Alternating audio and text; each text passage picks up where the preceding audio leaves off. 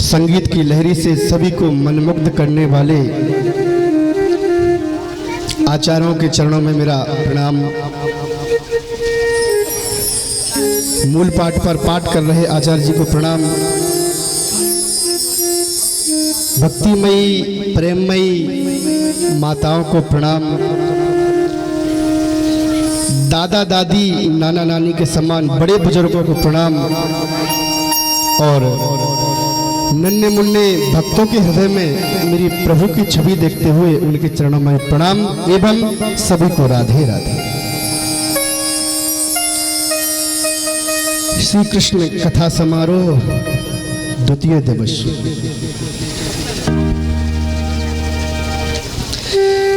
कल हम सबने श्रवण किया कि भागवत की महिमा क्या है,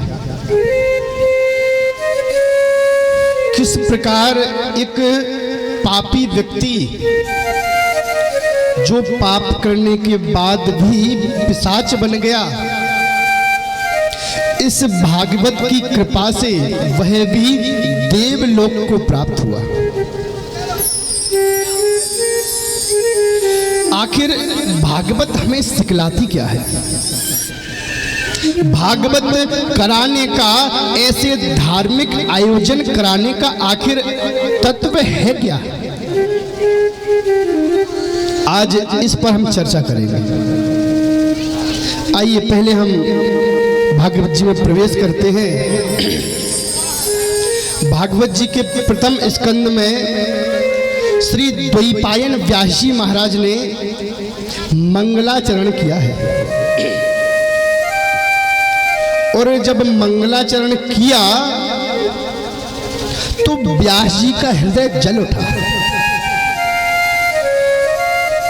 और जो विद्वान हैं, जो व्याकरण के ज्ञाता हैं, वह जानते हैं कि जब जब किसी भक्त का हृदय जला है और उसके मुख से कुछ वर्णन हुआ है, उस श्लोक में, उस पंक्ति में पहले जा शब्द का प्रयोग किया गया है।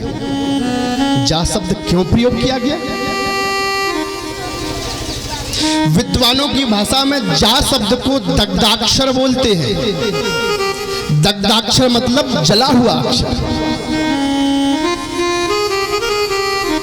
गोपियां यमुना के पुलिन पर बैठी थी कृष्ण विरह में, और वो उन कृष्ण की याद में जब गोपियों का हृदय जला तो गोपियों के मुख से निकल गया, जयति तेदिकम जन्म ना व्रजा। जा शब्द से प्रारंभ हुआ। जब वेदों का हृदय जला, नारायण बुद्ध बनकर प्रकट हुए तो वेदों ने स्तुति की, जय जय जय जाम जयते, अक्षर निकला जा शब्द। हिरण्याक्ष ने तबाही मचा रखी थी, भगवान वाराह आए, उद्धार किया, देवताओं ने स्तुति की, जितम जितते जितयज्ञ भावा, शब्द निकला जा शब्द। आज व्यास जी सरस्वती नदी के तट पर बैठे हुए थे, नेत्रों को बंद किया, ध्यान लगाया तो क्या देखा? संसार खाने में, पीने में, उठने पहनने में मदमस्त है, परमात्मा को समझने की लेस मात्र कोशिश नहीं कर रहा है। महाराज हृदय जल उठा और उनके मुख से भी निकल गया, जन्माध्यसयतोऽन्वयादितरतस् चार्थे स्वभिज्ञास्वराट् तेने ब्रह्म हृदय आदि कवये मुह्यन्ति यत् सूरया तेजो बारी मृदाम यथा विनिमयो यत्रात्रिसर्गो मृषा धाम्ना श्वेन सदा निरस्तकुहकम् सत्यं परं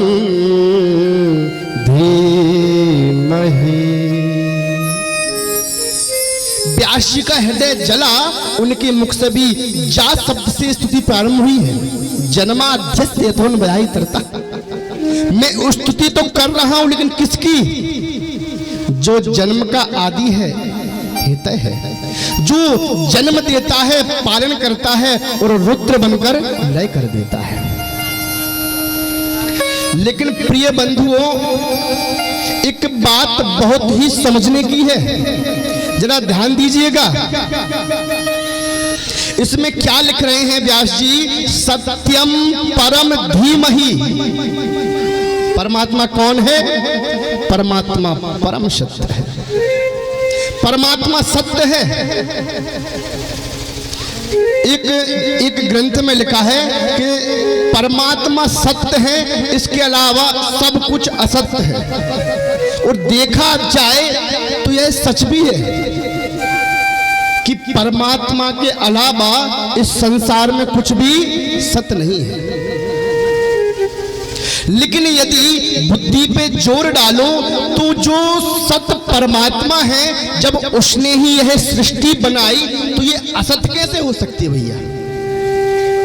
क्योंकि जब वो सत्य है तो जो कुछ वो बनाएगा वह भी तो सत्य होगा।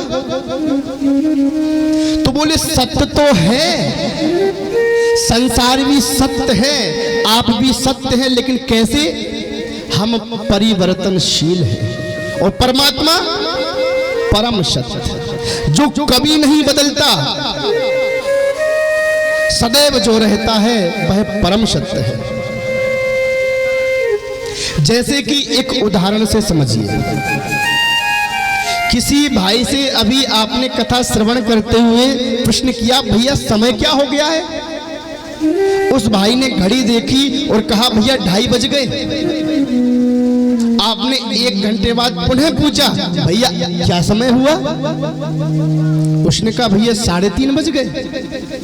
और आप उससे लड़ने लग जाओ कि झूठ बोलते हो, अभी बोल रहे थे 2:30 बजे हैं, अब बोल रहे हो 3 बजे हैं।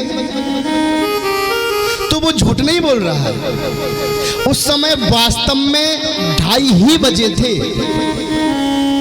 और अब 3:30 बजे हैं। वह भी सत्य था और अब भी सत्य है। लेकिन हमारा सत्य जो है वह परिवर्तनशील है, जो प्रति क्षण बदलता रहता है। संसरति इति संसारः, जो प्रति क्षण खिसकता रहे वही तो संसार है। परमात्मा कौन है? परमात्मा है परम सत्य। सत्यम परम धीमहि। तो उस परम सत्य को हमें निमंत्रण देना है, हमें अपने घर में बुलाना है। उस परमात्मा को हमें अपने घर में बुलाना है। तो आपका घर कौन सा है भैया? आप बोलोगे ये हमारे जो 2-2 मंजिल के बने यही तो हमारे घर है ना, वह आपके घर नहीं है। आपका घर है आपका हृदय, आपका मन। अब मन में परमात्मा को बुलाना तो चाहते हैं, दिल में परमात्मा को बुलाना तो चाहते हैं, लेकिन भैया जगह है क्या? क्या आपके मन में उस परब्रह्म के लिए लेस मात्र भी जगह है?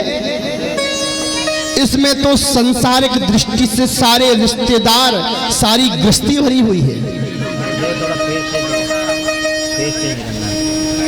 थोड़ा